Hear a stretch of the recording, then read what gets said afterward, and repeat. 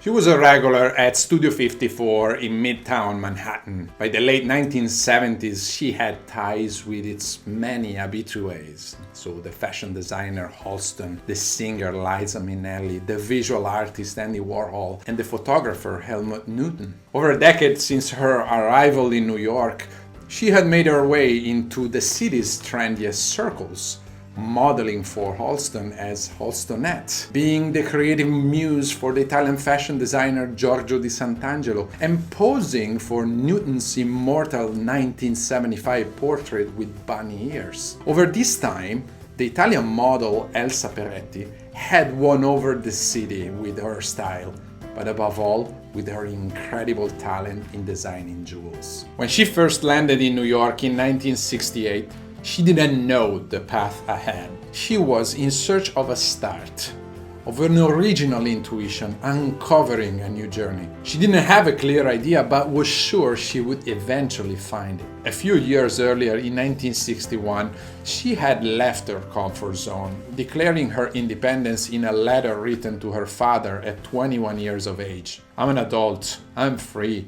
I have decided to live a life," she proudly stated. And that was not an easy task for an Italian woman at the time, radically breaking with her privileged situation as the daughter of Ferdinando Peretti, founder of Anonima Petroli Italiana, API, the Italian oil agency which runs IP gas stations. After breaking with her family, she traveled her own way, working as a French teacher and a ski instructor in the Swiss village of Stade, studying interior design in Rome, interning in Milan for architect Dado Torrigiani, and moving to Barcelona to start a modeling career. In that city, she studied Gaudi's architecture, met local artisans, and modeled for surrealist painter Salvador Dalí. She then traveled to Japan and Hong Kong to cultivate her creativity. In East Asia, she met skilled artisans and developed a passion for the natural world, nurturing the ability to imaginatively transform objects into symbols.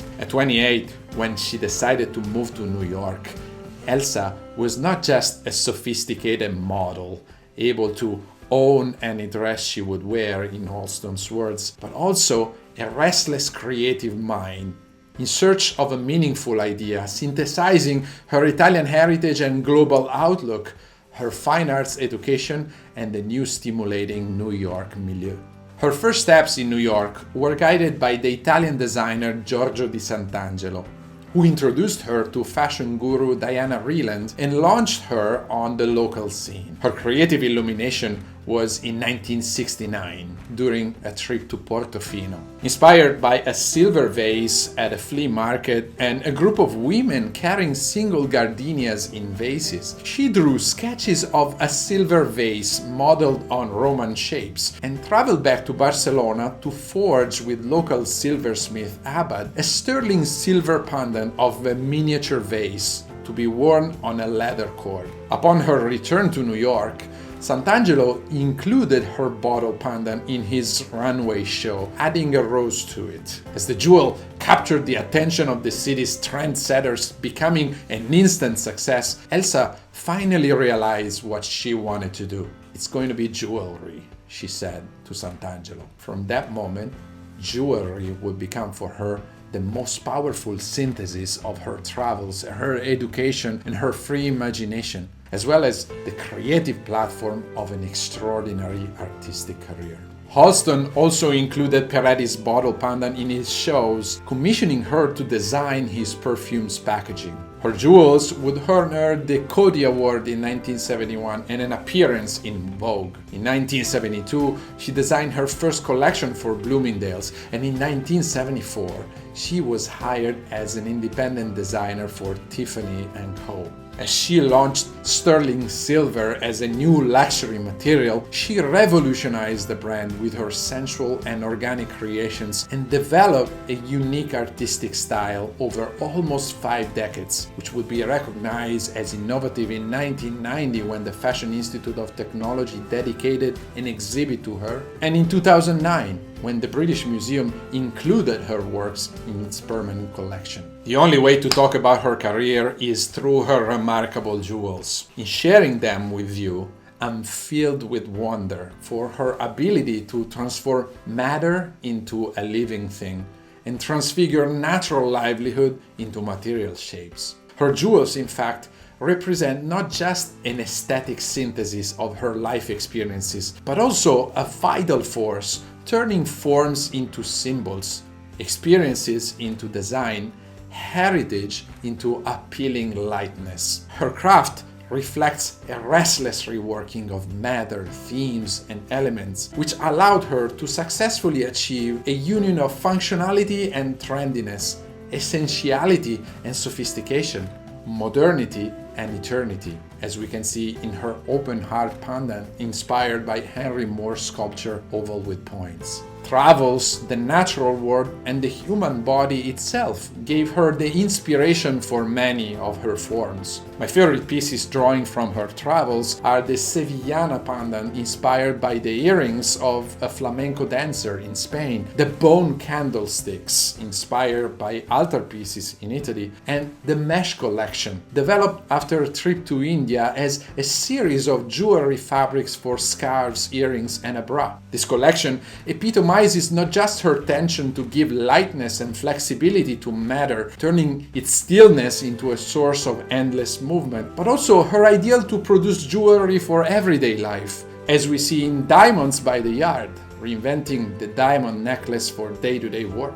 The natural world also represented a key source of inspiration for Peretti, as we see in the creative transfiguration of sea life in her starfish collection, of the animal world in her scorpion necklace, and of plants in the exquisite lines of her wonderful being. Lastly, the human body became a key reference, as we see in the dynamic recreation of the tear shape into teardrop earrings, the reproduction of touch in her thumbprint vases, the reinvention of prayer in her rosary beads, replacing the lost rosary of her first communion, and the replica of human bones in her famous bone cuff.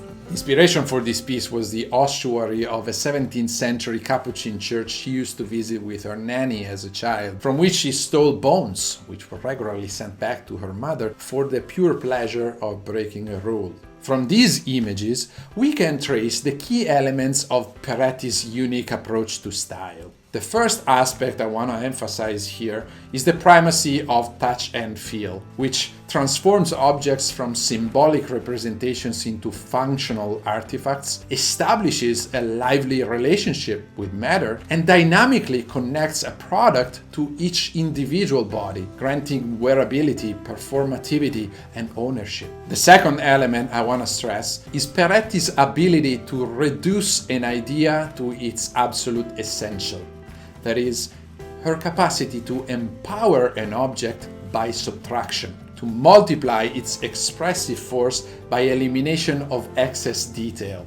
Far from the temptation of featureitis or the approach which sees innovation in the endless addition of features, Peretti's work of simplification is not banalization, but rather the slow and patient quest for a core form, for a visual translation of experience, for a stylization of the organic world, as in the Asian reshaping of objects and ideas into ideograms. The last element I want to highlight is the tension to design the paradox of eternally modern objects, in the attempt to connect the stillness of a definitive best to the dynamism of a forever fresh. Peretti once said that jewelry is not fashion, it has to last, indicating the need to overlap fashion and eternity. But how do timeliness and timelessness interact in an object? The slow process of personalization and stylization certainly revolves around the aspects we mentioned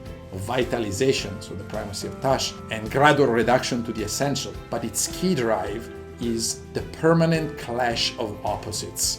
Two experiences in Peretti's life form the basis of this perennial tension. The first is Elsa's lifelong attraction to Catalonia. After leaving Barcelona in 1968, Peretti remained in touch with local artisans and chose the 13th century village of Sant Martí Vell as her home.